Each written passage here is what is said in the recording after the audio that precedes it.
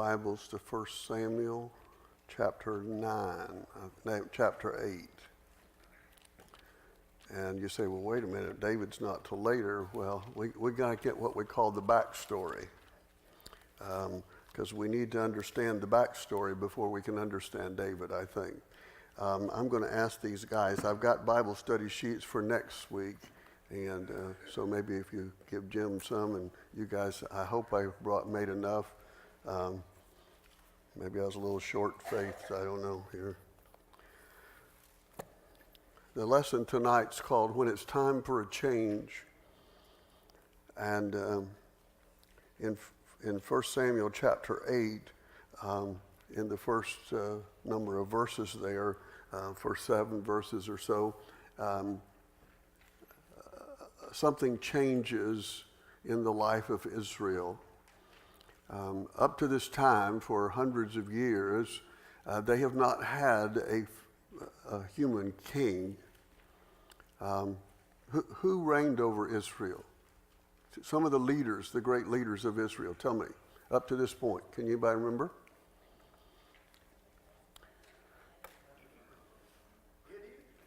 Gideon. Gideon was one of the judges, absolutely. Anybody else that you can think of?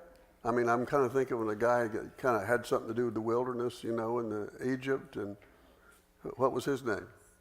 Moses, yeah. But was he king? No. And who came along after Moses? Joshua. And after the Joshua, they were left to govern themselves. They got into trouble. Then they sent the judges, and the judges would come along after Israel would get into captivity, and they'd cry out to God, and God would come along and send them a judge, and the judge would help them get out of the mess, and they'd repent, and then everything would go along okay till they got in a mess again, and there was a cycle. And this is kind of where we are up to this point. And one of the men who have led Israel, the people of God, is Samuel. And Samuel is getting old, as we're going to see here. So we're going to read these first 5. Let's just read the first 5 verses here. It says, "It came to pass when Samuel was old that he made his sons judges over Israel.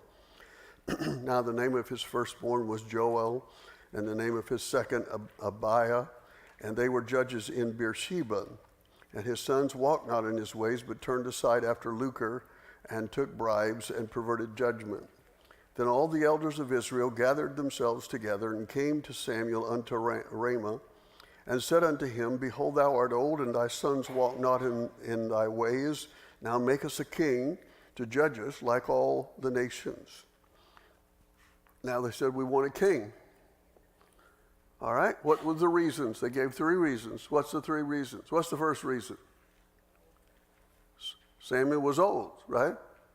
And he couldn't get around like he used to, and he maybe wasn't quite as sharp as he used to be, and they knew that his days were numbered as a leader over the Jews.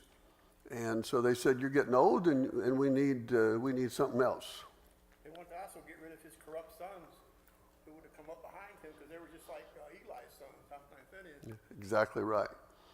And the interesting thing about that is that when it came to judges and prophets like this, they were not guaranteed succession by their sons and their family. The high priest was succession because of their lineage and so forth. And the kings would be basically a succession, because that's what he says about David, but not the prophets. I mean, they didn't become a prophet just because daddy was a prophet. But these boys had been appointed by their dad, and why would he appoint them as helpers, if you will? What would be his purpose? Keep his legacy going. Well, that's true. Yeah, they were his sons. I mean, he made them part of the family business. That's one reason, certainly a legacy. But he's old, and he needs help. And so he was hoping, like all parents would hope, that their kids would walk in the same way that they walked. Had that worked out very well? No. So you had the first reason, he was old. The second reason, the boys were bad, corrupt, evil, and they didn't like that. And what's the third reason? They wanted somebody they could see, but how did they put it? This is important, the words that they use. We want to be like everybody else. You ever know anybody that had that problem? Teenagers. It's more than teenagers, brother. It's more than teenagers. It's the worldwide problem. It's a natural problem. We want to be like people because we want people to like us. And so that's what we were talking about today, or maybe it was yesterday, we were talking about this a little bit. And I said, it's so interesting to me. Now, some of you folks are closer to my age will appreciate this, but when I was in school, I mean, they had a dress code, okay? And the dress code was fairly strict. I mean, you just couldn't wear whatever you wanted. And but kids today said, we want to be individuals. We want to exhibit our own individual style. Well, if you've ever been over to the high school, they all look alike. They did. I mean, they all got ripped jeans and I mean, there's, even though there are some that are really, truly individuals, but why do they dress that way? Why do they have to have those kind of clothes and that brand of clothes? Even my own 10-year-old granddaughter now, you can't go to Walmart and buy her clothes. You have to go to Justice. I don't even know what Justice is, but my wife says that's where we need to go. So why is this? Why is it? Huh? Identify with those around them. Sure. Wants to be like everybody else. Nobody wants to stand out. Nobody wants to be different. So the safe place is be like everybody else. Now, let's stop for just a minute and make an application here, because I think there's a big application. Take this principle, and what do you see in the church today? Do you see any way that this works in the church today? Huh? How? Give me an example. How is it working in the church today? People in the church act like the world. Okay. They don't want to be like Jesus. They want to be like the devil. I mean, no, I didn't mean to say that. But look what's happened to the church. I mean, really, let's look what's happened to the church. Do you know that there are churches that have taken down the cross from their buildings? They have changed all of their music to a music that is more palatable, if I can use that word, to unsaved people. They take down the cross because they don't want to be offensive to anybody. And my wife says that I need to get cooler because, the preachers now, they just, they got a pair of T-shirt and a jeans and tennis shoes and, and their heads are shaved and their beard's growing. That's why Josh is such a success. His head shaved, his beard growing. But who does that look like? It looks like everybody else.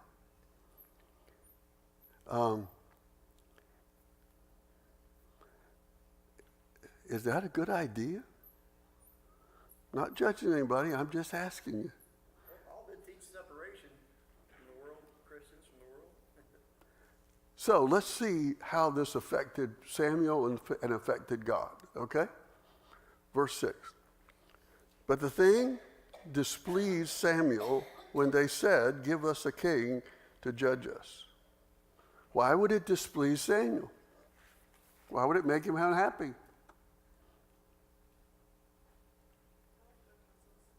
What? God, well, that's right. God judges us. Why would it make him unhappy? Because he knew it wasn't of God to make this decision. They wanted to focus on a man and not Read the next verse and you'll see. It says, and the Lord said to Samuel, hearken unto the voice of the people in all that they say unto their, for they have not rejected who? You, they've rejected me. He felt rejected.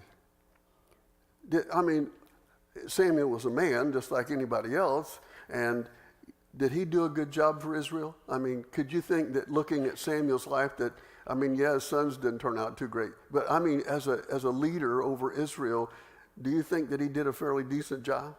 Sure. And if you really want to understand in depth into what Samuel was like, you got to go all the way back when Eli and Hannah, his mother, and she prayed for God to give her a child. She was barren, and God gave it, and she gave Samuel to Eli to raise and to be a prophet in God's name. And so this man had a heritage. He had a great history, and he felt like that they were rejecting him. But who were they really rejecting? God. Now, I want you to go back in here to look at verse, wait a minute, I lost the page. Look at verse 7 again. And the Lord said unto Samuel, hearken unto the voice of the people in all that they say unto thee. Anybody have a problem with that? Does that surprise you that God would say to him, let them do what they want, let them have what they want? Was there anything wrong with them wanting a king? No, because God had said back in Genesis, one of the promises to Abraham that they would be a nation and kings would come out of him. So it was in his heart all along to set up a monarchy, to do away with theocracy, but at what time yet? What time? It wasn't that they wanted a king. It was the way they wanted a king. It was why they wanted a king. And to me, there's a tremendous lesson there. You can want the right thing for the wrong reason. And he says to him, hearken to their voice. Did God have a king in mind for them? Yes. Who was it? David. He said, I got a guy. He's not even on the scene yet. David's not even going to be born till 10 years after Saul becomes king. But guess who knew who David was going to be? God, the Creator, did. It wasn't that they wanted a king. It was why they wanted a king. You asked for the right thing for the wrong reason. And this just drives home something to me that's so very, very important. And that is, that isn't just what we do that God examines. It's why we do it. That's why he talks in the book in Matthew. He says, if you go into the temple and you make a big deal about giving your money, and you blow the trumpets and you go all this stuff and you let people see what you give, he said, you have received your reward. Why? Because what was the reason you gave?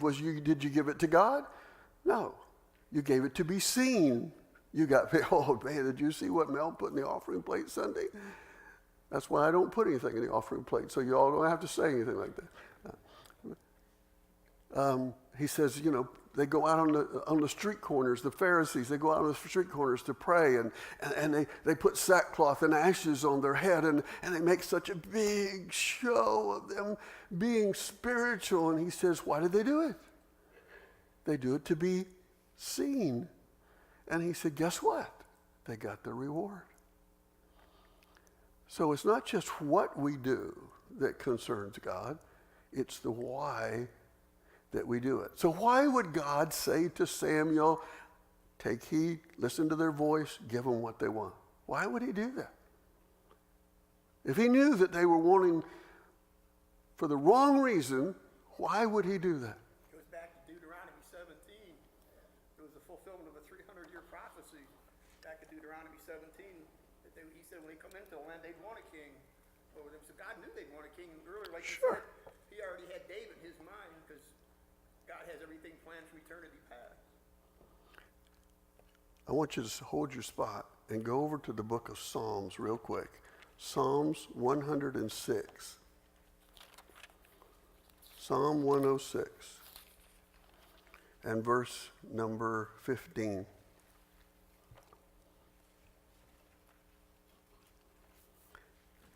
It says there, and he gave them their request, but sent what? Leanness unto their soul. God said, you can have your king, but I'm going to use your king, the king that you want, not the king that I want. I'm going to give you what you want, but it's going to cost you something. You're going to pay a price for this. There's going to come a day down the road, and you're going to say, hey, man, this wasn't such a great idea. You ever wanted something so bad and you got it, and then you didn't think it was that great after you got it? That's what's going to happen to these folks. So he tells Samuel, he says, look, here's what I want you to do. He said, I want you to tell them, remind them what's going to happen, what's going to cost. So verse 10 down through verse 18, and I'm not going to read all these, you can read them on your own, but Samuel basically lays it out for them and says, wait a minute, you think that a king's going to be better? Let me tell you what's going to happen. And the king is going to take over your lives. And the king is going to tell you what to do, and you don't have a choice about doing it. And the king is going to take your stuff, and the king is going to take your money, and the king is going to take your kids. And you're going to be a servant to the king, and you're going to get to the place basically where you will regret the fact that you wanted a king. It's going to be like a heavy hand, yes.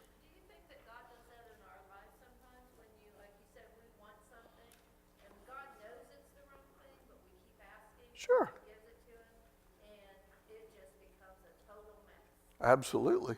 There's no doubt in my mind that he does that.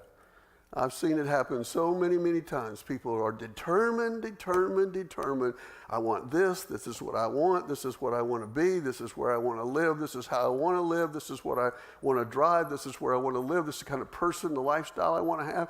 And he just, God, please. And he said, okay. But it becomes a judgment on our unbelief and our rebellion, and that's exactly what happened with Saul.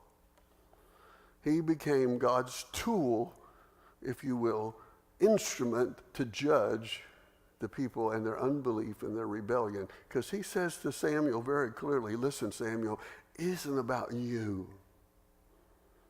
It's about me. They're not rejecting you. They're rejecting me. They're rejecting my program, my will, my desires. This has been coming. When the children of Israel got over into the promised land, when Joshua led them into victory and they began to take possession, one of the things that God told them to do was to destroy all of the people. Why did he tell them to destroy all the people? What was the danger? I'm sorry? False gods, idolatry. Did they destroy all the people? No. And what did they fall into? Idolatry. What is idolatry?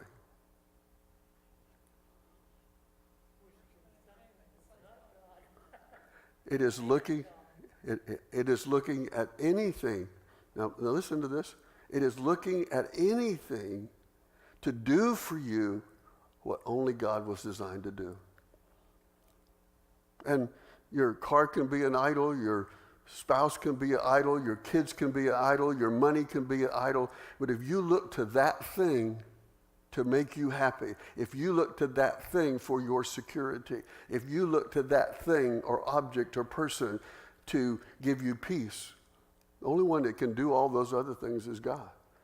But they have become an idol to you. Now, we think of idolatry as a little stone statue or a carved piece of wood or some person, in a hut someplace. And, I'm sure that we'll see a lot of idols over in India. It's a very idolatrous country. But that's not just the idols. Folks, we got idols right here. Anything that you look to make you happy and do for you what God is only can do for you, it's become your idol. So he says, let them have their way, and they'll learn. And they did, kind of. Okay, so let's jump over, and if you have your study sheet there, let's jump over to why God put Saul out of business. Why did why did Saul mess up, or how did he mess up, and find out why there needed to be a change. So we start over in 1 Samuel 13 and verse 8. 1 Samuel 13. There are a number of these things, but I just chose three of them, three of the highlights of some of the things that Saul did. Now, I'm not going to look at all this, but did anybody remember how Saul started out? Did he start out really well? I mean, was he one of these guys, a politician kind of guy, I'm good looking and I'm smart and and you folks need to follow me? He didn't. He was a bashful guy. He was backwards. They had to kind of talk him into doing this. I mean, he was wanting to go hide. Yeah, when they finally found him, said, you're going to be but when he finally stepped up, and they inaugurated him as king, and they anointed him as king, and he finally he started off pretty well. I mean, he started doing some pretty good things, and he organized the army, and he started doing some fairly decent things. He wasn't too bad, but that didn't last long. And so the first thing that we're going to see here is in 1 Samuel 13, in verse 8 through 14. If you all want to just look at those, and I'm not going to read all these verses, but just tell me what he did. What was his problem in this passage? Okay. On Samuel. Right. That was exactly right. That was the priest's responsibility. He's got the army together. The Philistines are on the other side of the hill, and they're staging for war. And here he is, and he's got his army gathered together. And Samuel says, listen, I've got to go away for a while. And I'm sure he's thinking, what a time for a vacation, And I'm going to be back in 7 days, but don't do anything, because I don't want you to go to war until I offer a sacrifice. When I offer the sacrifice, then you'll have God's blessing, and if you have God's blessing, you'll win. Doesn't matter how many there are, and Philistines have been a sword or a thorn in the side of the Jews forever and ever. So he says, you got it? Got it. I got it. Okay. So first day, second day, third day, and the enemy's over there. And the Jews know that they're over there, the soldiers. And folks started saying, hey, listen, we didn't sign up for this. We're going to get slaughtered. And they began to leave. And each day, more and more were leaving. And probably because they weren't that far apart, they could hear the Pharisees over there doing their cheer. Kill the Israelites, kill the Jews, whatever. I don't know how they do that. But anyway, and so the tension is beginning to rise. Day 7. And more of the soldiers are leaving. And Saul's saying, man, we're going to get slaughtered here. Where's Samuel? He didn't show up. I can't go to war without the blessing, so he steps up and he offers the blessing himself. He offers the sacrifice himself. And 5 minutes after he's done, guess who shows up? Samuel. So what does that tell you about Samuel, or about Saul? Because he was prideful. His first sin was pride. He was prideful. He was unbelieving. He was disobedient. Impatient? Absolutely. Why do you think Saul or Samuel delayed? Why do you think he didn't show up on day 7 exactly what he said he would? You think he was back there going, I'm going to show you? I don't think so. Why do you think he delayed? To see what Saul would do. It was a test. And I think God told him to say, hey, drag your feet a little bit. Don't whip your donkey and get him in a hurry. Just take your time. It's a test. And it's a test to see where Saul's faith was and if he would be obedient to what he knew was the clear direction of God. It's a test. You ever been tested like that? Wait. I can't wait anymore. And as soon as you don't, God says, what are you doing? Oh, I couldn't wait any longer. You're going to wish you had. You're going to wish you had waited. Saul's pride, his impatience, his disobedience, and his deception were all seen and judged by God, and Samuel announced the sentence. And what is the sentence? Down in verse 14. Let's start with verse 13. Samuel said to Saul, "Thou hast done foolishly. Thou hast not kept the commandment of the Lord thy God, which he commanded thee. For now would the Lord," notice this, "for now would the Lord have established your kingdom upon Israel." For how long? Ever. All you have to do is just obey it. Trust him. But now, verse 14, "But now thy kingdom shall not continue. The Lord hath sought him a man after his own heart, and the Lord hath commanded him to be captain over his people, because thou hast not kept that which the Lord commanded thee."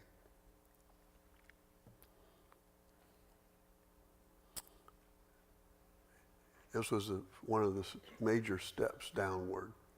He had a test. All he had to do was wait. You say, but his army was deserting him. Here's the thing, folks. Is he going to win the battle because he has a superior army? No. Why is he going to win the battle? Because he has who? God on his side. Remember Gideon? You know, when Gideon was the judge and he went down there and he had all of these thousands of soldiers, and God said, "You got too many." Too many? Do you know how many is out there?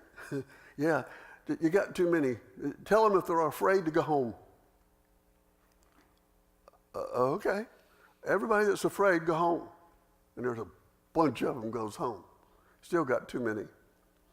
What do you mean I got too many? He said, have them all go down and get a drink. A drink? He said, yeah, just go have them get a drink. You say, well, what was the deal about getting a drink? There's a real key there. If they went down and they kept their sword in one hand and they drank like this with the cupped hand, that meant that they were warriors. They were aware of the danger. If they throwed their sword down and stuck their head down in the water like a dog drinking out of a bowl, he said, send them home. It's true. It told him where their trust was and what kind of men they were. And so he ended up with how many? 300. And then he gave them the most powerful weapons available. What were their weapons? Anybody remember? Jars of candles. Yeah, they had a bowl with a candle and a pitcher over it and a trumpet. And they went against thousands and thousands and thousands and thousands and thousands of the enemy. You say, how in the world did they expect to win? They expected to win because God was on their side, not because they had the latest, tanks and the best bazookas and the coolest shotguns. They won because God was on their side, and this was the problem that Saul had. He trusted in his army. He did not trust in the Lord. Raise your hand. Anybody ever guilty of that? Sure. God, what am I going to do? You're not going to do it because of how much money you got in the bank. You're not going to do it how big your education is. You're not going to do it where you live. You're going to do it because God's on your side. And we abandon that. Okay, we got a couple more here. Go over to 1 Samuel 15. 1 Samuel 15 and verse 13.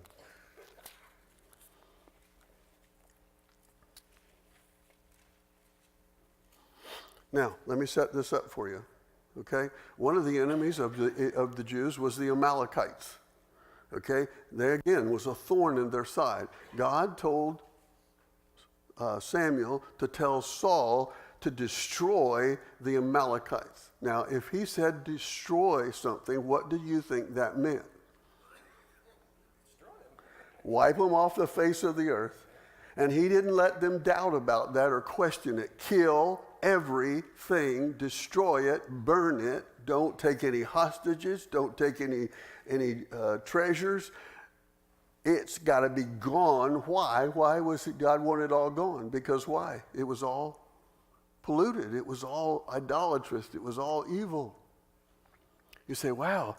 And again, we'll discuss this another time. Do you mean God would destroy all those people? Yes. Same reason he told them to destroy all the people in the promised land when they took over Canaan. Okay. So Saul goes out to battle and he's got his soldiers and they win the battle. But they come back. Did he do what he was told? No, he didn't do what he was told. Verse 13. And, or let's go back up a little bit. Verse 7. And Saul smote the Amalekites from Havilah unto Cummins to Shur, that is over against Egypt. And he took Agag, the king of Amalekites, alive and utterly destroyed all the people with the edge of the sword. And Saul and the people spared Agag and the best of the sheep, and of the oxen, and of the fatlings, and of the lambs, and all that was good, and would not utterly destroy them, but everything that was vile and refuse, that means everything that wasn't worth anything, he said they destroyed those utterly. Now, he thought he got away with something. But guess who told on him? The Lord told on him. It says, then came the word of the Lord to Samuel, saying, it repenteth me that I have set up Saul to be king. What does that mean? He said, I'm sorry that I let you go to put this dude in his place. He's just sorry. He's no good. For he has turned back from following me and hath not performed my commandments. And it grieved Samuel, and he cried to the Lord all the night. So, verse 13, Samuel comes to Saul and said unto him, blessed be thou the Lord, I have performed, or Saul saying, I have performed the commandment of the Lord. Is that true? No. And Samuel said, oh yeah? Well, what meaneth the bleating of the sheep in mine ears and the lowing of the oxen which I hear? That isn't what you were told to do. Anybody ever tried to cover their tracks? Sure. Yeah, well, verse 15. And Saul said, what's the word? Who? They did it. It's not my fault. My brother did it. It wasn't me. I don't know how they got there, but it was them. He blames the people. That's the second time, because back in 13, he did the same thing. His first, and he said, I forced myself. Yes. You know what we call that today? He threw them under the bus. That's what he did. They have brought them from Amalekites. For the people spared the best of the sheep and the oxen. That's first of all, that was a lie. Here's the second thing. But we did it for a good reason. We had a great reason. What's the reason? Because we're going to sacrifice those unto the Lord. And the rest we have utterly destroyed. See, really, it wasn't that bad. It was just a little thing that we did. It wasn't a big deal. Wow. Samuel said, when thou wast little in thine own sight, wast thou not made the head of the tribes of Israel? And the Lord anointed thee king over Israel?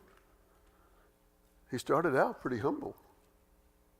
He said, then the Lord sent thee on a journey and said, go and utterly destroy the sinners, the Amalekites, and fight against them until they be consumed.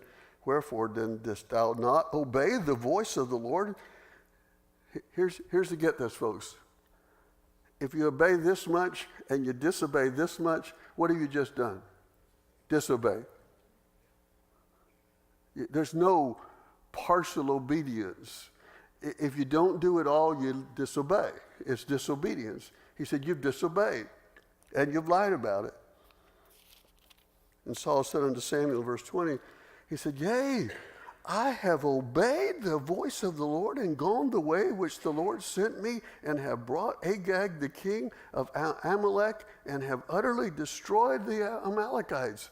No, you haven't. But the people took the spoil of the sheep and the oxen, and the chief things which they have utterly destroyed to sacrifice unto the Lord. We're going to take a bad decision and make a good thing out of it. No. So he goes about it here. First thing Samuel does is he guts Agag. He gets the sword. Agag's gone.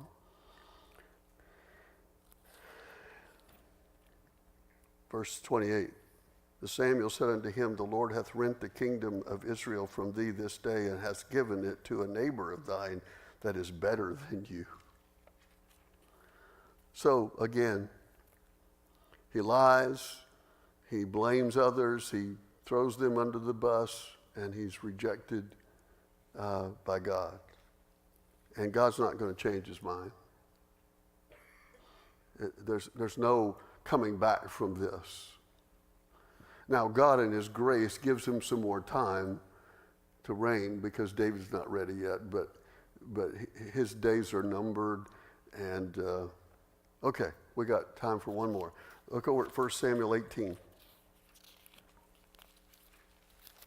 Now, this is one of the interesting ones. I mean, they all are interesting, but this is really interesting here. After David finally gets on the scene and Saul takes him in and he's kind of like, the armor bearer and he's playing his little harp for him and Saul likes him. And David's starting to do some stuff and he's starting to go out with the army and he's got some cool things going on and he's being very successful as a leader. And look at verse 5. Said, and David went out whithersoever Saul went and behaved himself wisely. He wasn't arrogant. He wasn't brash. He wasn't rejecting or try to usurp Saul. And Saul sent him over the men of war, and he was accepted in the sight of the people and also in the sight of Saul's servant. And it came to pass as they came, when David was returned from the slaughter of the Philistines, that the women came out of all the cities of Israel singing and dancing to meet King Saul with tabrets and joy and with instruments of music. And the women answered one another as they played and said, this is the new hit tune on the radio today. Saul has slain his thousands, and David his 10,000. Guess what the problem is here? Jealousy. He was jealous. Envy, guilt, anger. And I'm not going to read it all because of time. That rest of it, you can read it there tonight. And there are a couple other things. There's one with the witch of Endor when he finally turns to spiritism. Abandons God altogether. That's close to the end. But listen, God says it's time for a change, and I got my man. And next week we're going to meet his man. What was the evil spirit God said? Don't you ask me that question. I'm not even going to talk to you about that. I told you not to ask me that question. I rebuke you in the name of the Lord. Just asking. I know you are. But next week we're going to look at the man that God has prepared, that God has called, God has chosen, and we're going to look at him. So if you got your workbook sheet there, we'll work on that next week. Anybody have a question or comment? And if you didn't get one of these, I have a few of these sheets that's got all the lessons on it. So I'll get you one here. Wayne, would you get one for me? Anybody needs one of those? I got a few of them left, and it tells you the lessons and what and so forth in the order they're going to come. So anybody else have a question or anything? Comment? And you think the Old Testament's boring. And it's as relevant as today's newspaper or internet. Because men have not changed. They are the same. They are the same. All right, let's pray together. Lord, thank you for let this be here tonight. God, help us to learn from this man. He was given the opportunity to be the head of your people. He was given the opportunity to serve. But instead of trusting in himself or trusting in you, he trusted in himself. And he became deceptive, and he became a liar, and he doubted you, and he wouldn't trust you. And God, help us not to do that. Help us to wait on you. Help us to put our trust in you, not in our own personal resources, not in our intelligence, not in our giftedness, but God, in you. As you lead us and you provide us opportunities to serve you in this body and other places, God, may we do so humbly and may we do so dependent, prayerfully in our Lord God, and we will be successful. Thank you for letting us be here tonight. In Jesus' name, amen.